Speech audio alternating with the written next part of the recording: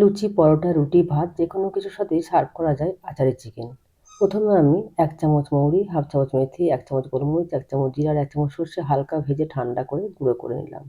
এখানে আমি ১৫-২০ কোয়া রসুন নিয়েছি আর নিয়েছি ১ ইঞ্চ আদা। ছোট, ছোট করে কেটে হামালদিস্তায় থেঁতো করে নেব।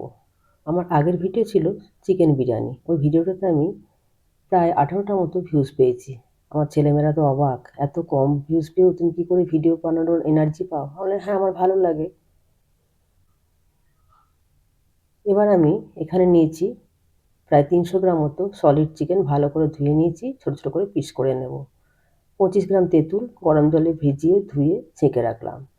ফ্রাই প্যানে সর্ষের তেল গরম করে তার মধ্যে চিকেনের টুকরোগুলো আর থেঁতো করে রাখা আদা রসুন আর পরিমাণ মতো নুন দিয়ে ঢাকা দিয়ে দিলাম। 10 মিনিট পরে আমি ঢাকা খুলে দিলাম।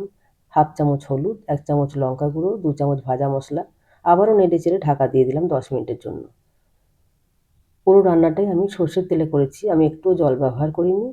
খুবই সুন্দর সেদ্ধ হয়ে গেছে, দেখতেও খুব সুন্দর হয়েছে। এবার এর মধ্যে আমি দিয়ে দেবো তেঁতুলের জল আর 2 চামচ মতো চিনি। হয়ে গেল আমার আজকের রেসিপি আচারি চিকেন।